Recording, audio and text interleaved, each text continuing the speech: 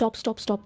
ना अंधभक्त ना अंध विरोधी, बस एक कॉमन इंडिया। अगर आप भी पार्टी से ज़्यादा परफॉर्मेंस को सपोर्ट करते हो तो शायद ये वीडियो आपके लिए है। पिछले कुछ दिनों में इंडिया में जो कुछ भी हुआ उसके बाद एक बात तो साफ हो गई, ये लड़ाई सिर्फ एजुकेशन की नहीं थी, ये अकाउंटेबिलिटी की थी। Indian constitution states each and every individual in India has right to education, right to life and personal liberty, right against exploitation and so on, and that's what is our demand for the very basic things in constitution.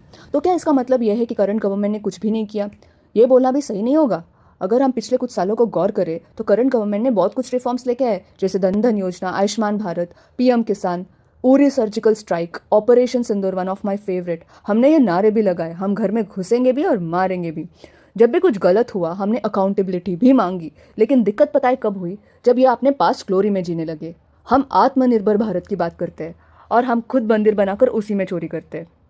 ये protest एक eye opener हुआ, ना सिर्फ हमारे लिए but government के लिए भी, कि चाहे गलत कोई भी हो अकाउंटेबिलिटी तो लेनी पड़ेगी बॉस।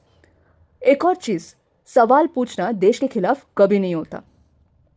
इंडियन इंटेल, रॉ, one of the world's capable intelligence agencies, इन्होंने काफ़ी अटैक्स रोके, तो हम ऐसे system within the country भी क्यों नहीं ला सकते? क्यों पेपर लीक जैसे चीज़ इंटेल की मदद से पहले ही पकड़ा नहीं जा सकता? और क्या धर्मेंद्र प्रधान के रेजिग्नेशन से कुछ बदलेगा? I don't think so, because कल कोई और आएगा वही बीमारी का शिकार हो जाएगा। जब कीटाणु घर के अंदर हो तो कीटाणु मारने की ज़रूरत है, लोग बदलने की नहीं। क्या स्टूडेंट्स का डिमांड गलत था? नहीं, they were totally right on their part. But मुद्दा सिर्फ एजुकेशन नहीं है, टैक्स को तो अलग ही रिलेशनशिप चल रहा है हमारे साथ। कमाओ टैक्स, स्पेंड करो टैक्स। ट्रांसपोर्टेशन यहाँ तो पूछो मत, ना तो गाड़ी ली जा रही है ना गाड़ी चलाई जा रही है। गाड़ी लूँ तो टैक्स दो, एंड इथेनॉल के तो चर्चे आपने सुने ही होंगे।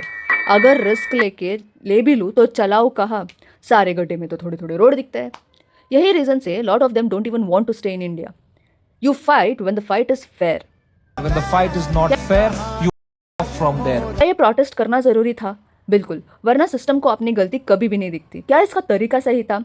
पता नहीं, बिकॉज जब हम एक प्रोटेस्ट निकालते हैं हमारे कंट्रोल में नहीं होता कि ये प्रोटेस्ट कौन ज्वाइन करेगा। हर प्रोटेस्ट में कुछ ऐसे लोग आते हैं जिनका स्टूडेंट से कोई लेना देना नहीं होता। उनका काम सिर्फ तोड़ फोड़, वायलेंस, मौके का फ़ायदा उठाना होता है। वो स्टूडेंट्स नहीं होते, वो प्रॉब्लम का पार्ट होते हैं।